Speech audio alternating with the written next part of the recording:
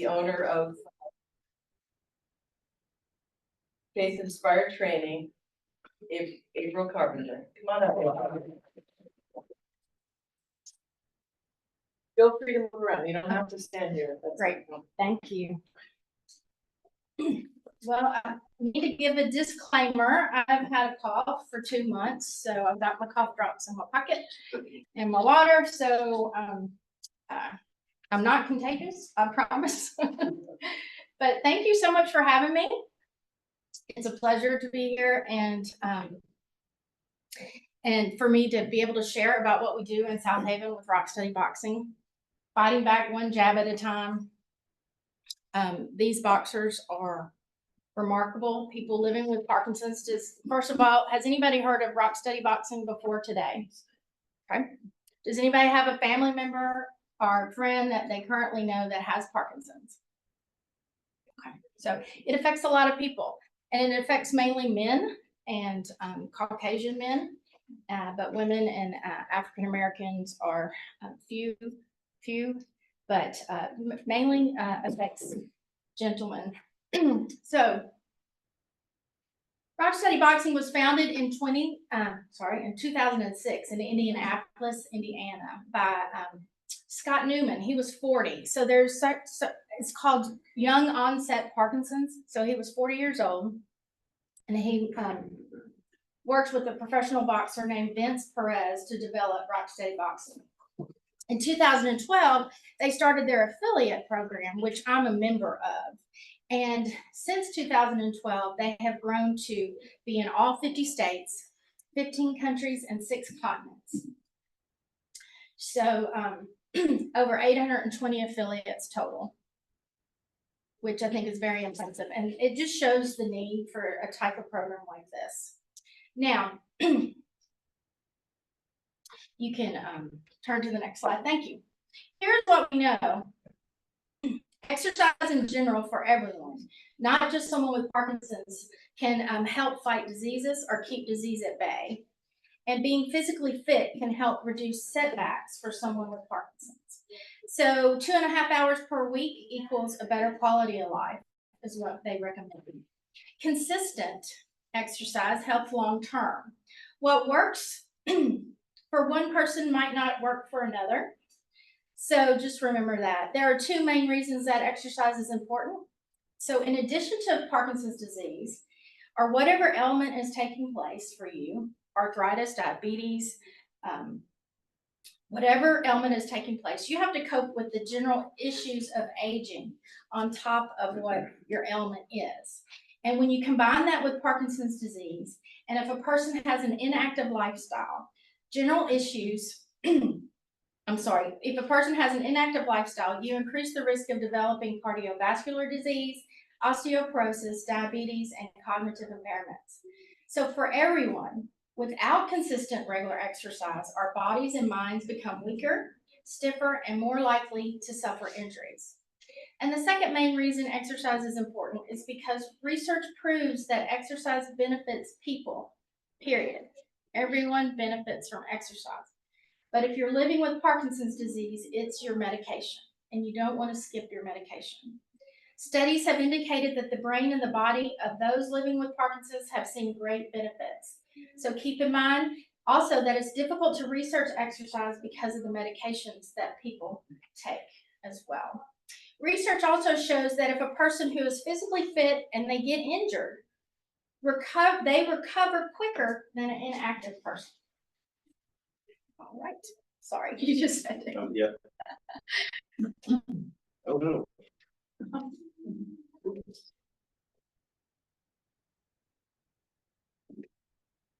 What is this doing? There you go. Great. Pardon me. So exercise benefits is here on our next slide. If you can, I just got to point out some photos of my folks up here in November of 2020. I started with 3 gentlemen. Here are 2 of them.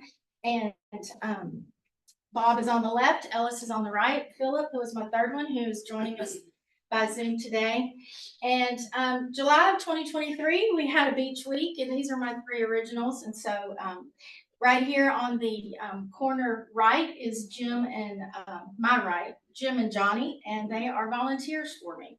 So it's not all about intense boxing. We have fun. We put on hula skirts and we have fun. So the center picture here is Bob. His name is Bob, and he's facing Bob the mannequin. So that's Bob versus Bob right there.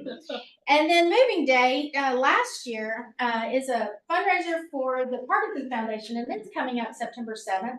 And we have a team called Rock Steady Boxing Southaven. So if you'd love to join our team and join us that morning on September 7th at Memphis, the Lake Truman Nature Center is where we are. So I'll tell you more about that in a minute. But I had to show off my folks there. So studies on exercise with Parkinson's have concluded that moderate to high intensity exercise can slow the progression of Parkinson's.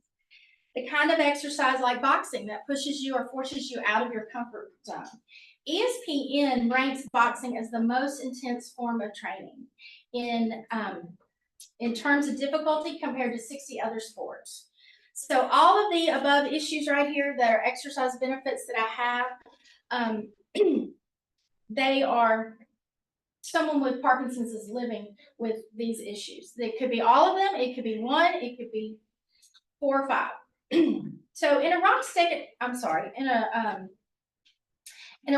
boxing class, we focus on daily living activities such as good posture, picking up our feet as we walk, and tying our shoes. We go basic.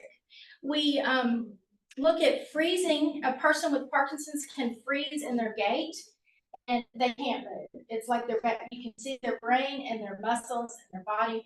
They cannot tell the foot to move. So we work on that, and it's real. And folks with Parkinson's fall every day because of freezing.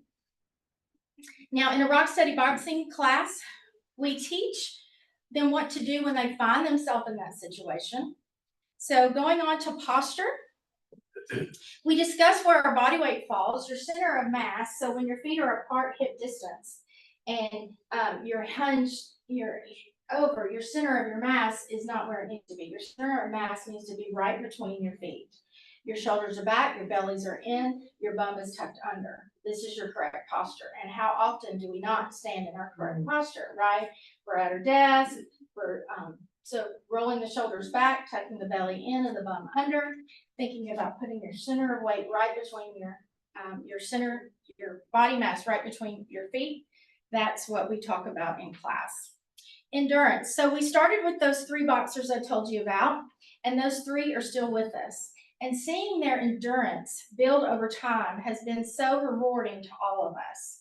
So the only way to build endurance for everyone is to be consistent with exercise and to treat your exercise as medicine that you have to take daily. Never skip your medicine. So memory, decision-making, attention, and concentration all go hand in hand. One of the Parkinson's symptoms we cannot see is that what I call slow to process information. RSB works for the ones you can, rock steady boxing works for those symptoms you can see and those symptoms you can't see.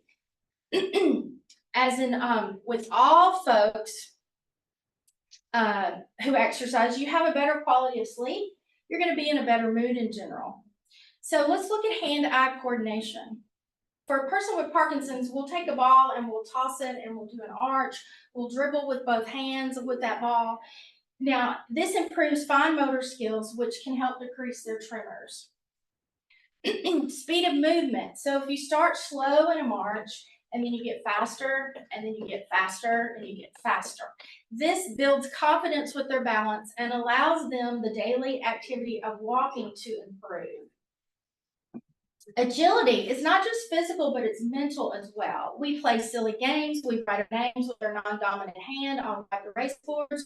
We walk side to side. We walk forward and back. We pivot. We watch what we do very carefully. So, but agility improves their balance, coordination, and reflexes. Have you ever been on a sidewalk and tripped over a hump in the concrete? So the reflex for a Parkinson's person, if they're not in a training program, they're going to fall. So we work on those reflexes, and which is also working the core that will help upright you in a situation like that. You squeeze the core, and you have not fallen, hopefully. All right, so muscle power and memory. There are 6 boxing punches, and I should have brought some boxing gloves. I'm so sorry. But right-handed and left-handed, and you want to think about hitting in the chest with 1 and 2. Hook will be the side, 3, 4, and uppercut is their chin, 5 and 6. So in order to work cognitive and muscle memory, we mix all those numbers up, and I'll say, okay, 2, 1, 1, 2, 3. 2, 1, 1, 2, 3, right? We'll do 5, 6, 5, 5. So we'll mix up the boxing punches that work their cognitive. So muscle memory improves with the skill that you practice over time, which goes back to consistency. Yes. All right, that's the word of the day, consistent. So having rhythm for our folks, not just, some people think, oh, I've got rhythm, or that person doesn't have rhythm. Well, actually, we work on things like rhythm in our breathing. We work with our speech. We connect music with movement together, and over time, that'll improve in their stepping. So think about stepping up on a curb, right? Think about stepping over the curb. We take that for granted. Somebody with Parkinson's will look at that curb and take a minute and think, okay, I can do this. And then they lift a foot, right? So thinking about, so rhythm is not just with music, it is also their voices. A lot of Parkinson's patients lose their voice. It goes soft, it goes raspy, hoarse, or breathy. And what they can say can be unsteady and flat and monotone. And they can have that, that strange stare on their face, right? They can have that look that they might not be comprehending what you say. And so we work on all that with rhythm. Making our voice rise and fall can be difficult. But in this program, when we do those boxing punches, we turn the music loud and we make them yell the numbers out that they're boxing. So, all right. So let's break this down. How much time do I have? 8 minutes. Huh? 8 minutes. Thank you. So, this is a big word, and I've practiced it all morning. All right, exercise and neuroplasticity. Yay. So with any new exercise or activity, your brain, not just your muscles, are learning the movements. Exercise also teaches your brain new patterns, and boxing is a great example. Whether it's movement or learning a new way to think, that's called neuroplasticity. Neuroplasticity is doing exercises that promotes the ability of the brain to form new connections. Going back to muscle memory, going back to practice the skill and being consistent with the skill is going to help with the neuroplasticity. All right, that's the connection there. So whether it's movement or learning a new way to think, right, it's neuroplasticity. Cognitive dual tasking. Think about you're walking across the street, which is a motor skill, but you're also having to negotiate what the traffic is doing. So that is dual tasking, and that is cognitive. Not negotiating the traffic is cognitive. Walking is the motor skill. So what types of exercises will help with dual tasking? Well, boxing, tai chi, and dancing. All forms of dancing. Good or bad dancing. It all helps. It all helps. So skill-based exercises. So this is, pardon me. This is movements needed for daily living, right? The whole body, to improve your motor functions, hand-eye coordinations, balance exercises, reaction time. So that is your skill-based movement. Now, aerobic exercise, to tie this all together, is the high intensity. So a new pilot study has suggested that high intensity induces brain protective effects that have potential to not only slow the progression of Parkinson's, but possibly reverse some of the symptoms. That was in February of this year. So, mental wellness, please. Now, my title of my speech is fighting back against Parkinson's one jab at a time, physical and mental. So mental is, I don't want to say trendy now, but it's very important. Someone's mental health is very important. So we're going to talk about mental health and mental wellness. So by doing puzzles, playing cards, reading books, learning a new activity can continue to help with your cognitive wellness. So right here, my boxers, we've got, I don't know if you can see the big Jenga blocks, but they have played a game of Jenga right there to work their cognitive, their mental cognitive. Pardon me. So relaxation also equals wellness. Don't forget to stretch, and you combine it with the breathing techniques and practicing mindfulness. This will help anyone cope with the daily stresses of life, not just someone with Parkinson's. So also I want to tell you to stay positive. So be thankful always. That's my Thanksgiving fall graphic there. So some days are better than others. Some days for our Parkinson's patients, just walking in the door is all that they can do, right? They have different levels of their medicine. If they miss their medicine in the morning, it's an arch. They take their medicine, they're feeling really good, then it goes down and they have to take it again and they have to wait for it to get active. So it's a roller coaster ride. So sometimes just walking in the door is the best they can do. But also to be positive, you should join a community such as this group. You can join a community such as Rock Steady Boxing. We also have the North Mississippi Parkinson Support Group.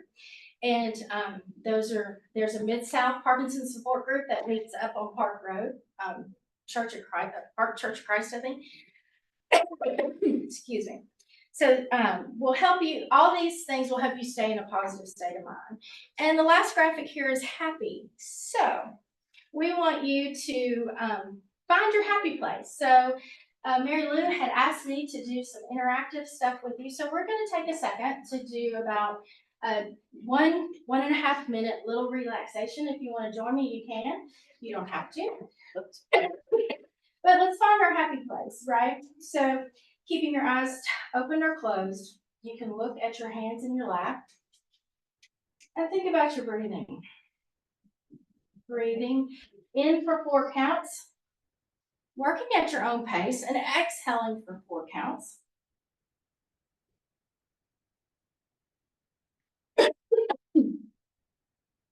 Now think about your happy place. It could be the beach. What do you hear? Do you hear the sound of the waves crashing? Do you hear the seagulls making noises? Do you feel the warm sand between your toes? Can you look out on the horizon and see God's creation? It might be the mountains. Can you envision yourself sitting on top of a hill and seeing the lush green below you? Can you see the wind blow the leaves in the trees? Can you smell the evergreen of the trees and of the grass? And can you look out upon the horizon and see God's creation?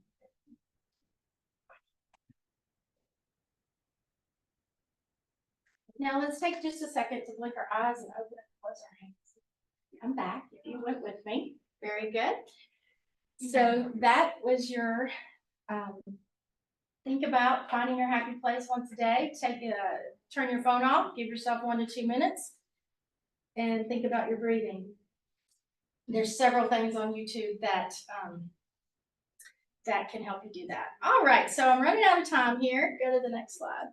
So this is just a recap, but all these things in regards to a person with Parkinson's can be living with depression, anxiety, sleep and fatigue. They're not eating healthy.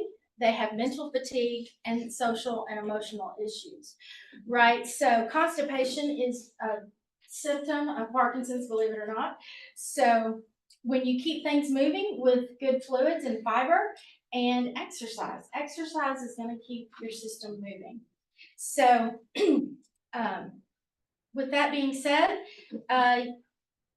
with the mental fatigue with all of you, if you're not currently exercising, I would encourage you to. 95% of the time, if you make yourself go to an exercise class or get on that treadmill, you will be glad you did.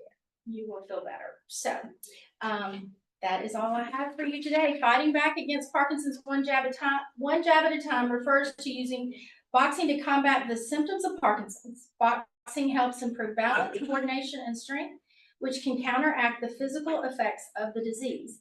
Each jab symbolizes taking control and not letting Parkinson's dominate, empowering people with the condition to fight back with every punch. And I've enjoyed being with you. Thank you so much. Well, I was wondering if you would qualify golf as a high intensity exercise. He's open. You know, that is so funny. My husband is a big golfer. We just got back from Scotland. We went to the Open. I know, but I didn't go to FedEx St. It was too hot, but I got experienced British Open weather to the finest with the rain. So anyway, golf, my husband, yes, you will get your steps in for sure. For sure, high intensity, I don't know, depending on how much you warm up before you start, but yeah. And anybody who wants to improve their walking skills, I will volunteer my lawn to be mowed. So you can get out there. There you go. There you I have a go. question. Oh, okay, can I go back here? Yeah, sure. Yes, go ahead. So part of our services we offer includes cognition therapy, and we address a lot of the lifestyle factors that you mentioned today, so I'm fascinated. So I have two questions for you. The first is, do you have participants who have other cognitive concerns besides Parkinson's or only Parkinson's? Do I have other, yes, of course, right. I have a studio with people that come and do Zumba and yoga and regular boxing, yes, so yes. Okay, so I'm thinking about referring some of my patients to you. That leads me to my second question. A lot of the pushback I get from my individuals on the physical activity part that we address is that they don't think they have the ability. So what do you say to individuals who give you that reason for not doing it? Right, so with the Parkinson's program, we do an assessment. It's required and the doctor has to sign off on it. And we will be able to put them in a different level, 1, 2, 3, or 4, right? So I do that with all my clients. So if somebody comes in that's hesitant, it's all of my instructors, we offer modification. And we say, if you're not ready to do a squat yet, this is what you're gonna do. You're gonna lift and lower your leg, go down, right? We have modifications for everything, and you're gonna work at your own pace. And on a scale of 1 to 10, if you're a 10, you need to slow down. You know, we gauge it by the scale of 1 to 10, and 5 being you could push it a little bit harder, but 10 being I gotta call the ambulance. So. Thank you so much, April. We appreciate it.